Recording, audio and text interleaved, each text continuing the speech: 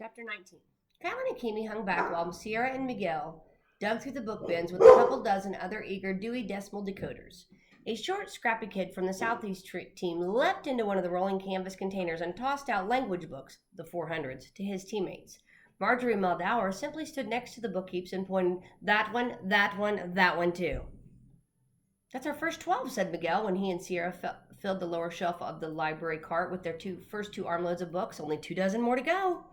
If somebody put a wrong book on a cart, the lady in the ceiling said, "Sorry, Northeast team," or "Sorry, Pacific team," and then she urged them to please try again. Sierra and Miguel didn't make a single mistake. Neither did Marjorie Muldower. The guys from the Pacific and Northeast teams goofed up the most. They kept mixing up their 100s, philosophy and psychology, with their 200s, religion. "Go," said Miguel, loading the 36th book about history and geography onto Team Kyle's cart. Kyle took off at the exact same second as the first relay racer for Marjorie Muldower's Midwest team. The front left wheel on Kyle's rumbling 3-tiered wagon was wobbly, like a grocery cart with a squished grape stuck to one of its tires. The whole library cart was shimmying. But he didn't slow down.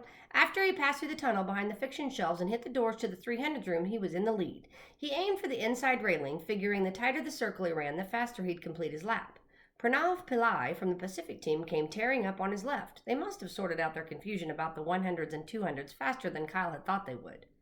Then Pillai did something absolutely amazing. He twirled around in place while running. He moved his hands over each other and behind his back as he executed a total 360-degree rotation. Kyle had to slow down a little to nod and give the guy some props. "Later, dude," Pillai hollered as he flew past Kyle. He swerved inside to hug the balcony railing that Kyle had wanted to hug. That's when Kyle remembered that to make the Pacific team, you had to pass the West Coast librarian's final test, a synchronized library cart drill.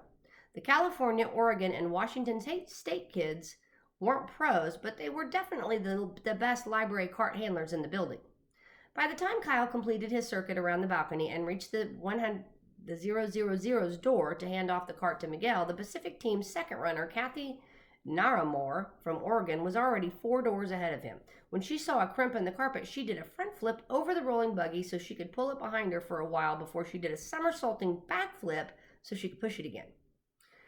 Meanwhile, Miguel hit the bump and sent a stack of books tumbling off the cart's slanted shelves. By the time Miguel finally reloaded the cart, pushed it around the balcony, and handed it off to Sierra, the Pacific team's fourth and final runner was ready to lap her. Sierra made it as far as the 500 doors when the Pacific team's closer sprinted across the finish line.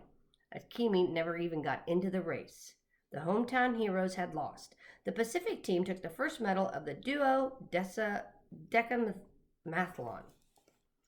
"Congratulations on your gold medal," said Dr. Zinchenko as she draped a ribbon medallion over each of the winning team members' heads.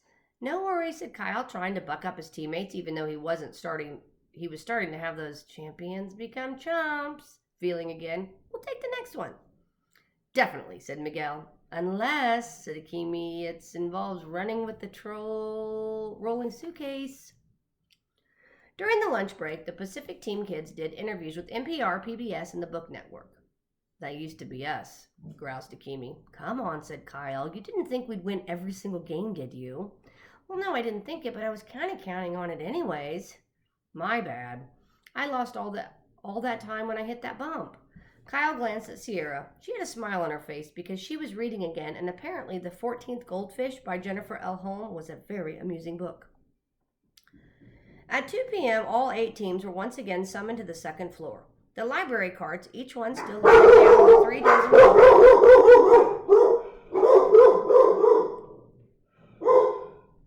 Shh. Let's try this again. At 2 p.m., all 8 teams were once again summoned to the second floor. The library carts, each one still loaded down with 3 dozen books, were parked once again in front of the triple O's door. Triple zeros door. "Great," muttered Akimi, "a rematch." "Teams," said Dr. Zinchenko, "it is now time for our second contest. In game number 2, you must put all of your books back on the shelves in the exact spot where they belong. Therefore, you will need to first properly determine the full Dewey Decimal number of all 36 of your assigned books, and then place them in their proper shelf slots in your Dewey Decimal room." Kyle looked at Miguel. "We can do this," said Miguel. It's why we ran all those drills after school. Teams, said Dr. Zinchenko, please return to your carts. The 8 teams clustered around their carts to size up their 36 titles. Miguel, Sierra, and Akimi tilted their heads and squinted. Kyle could tell they were already noodling out numbers. Great. They could do that part. Kyle would be in charge of running real fast and slamming the books into the shelves. They had a chance, a good chance. It took Team Kyle only 1 hour and 22 minutes to correctly code and reshelf all 36 books. Unfortunately, the Midwest team, led by Marjorie Moldauer, did it in under an hour. Marjorie and her teammates would be awarded 4 Olympian medals. Looks like that one's for us. Looks like that's one for us, Marjorie smirked at Kyle, and none for you. The medal ceremony took place under the Wonder Dome, which, to honor the idea behind the second game, was operating in its spectacular Dewey Decimal mode.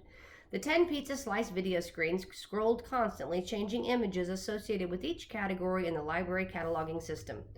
Hey, Kyle, Miguel whispered as Dr. Zinchenko draped an Olympian medal around Marjorie Moldauer's neck. How come they have different names for the medals? Why aren't they all just, gold? Kyle shrugged. Maybe to make it easier for us to remember that we lost 2 different games today? But tomorrow would be another day, and with 2 new games to play. Kyle just hoped his team didn't lose both of those games too.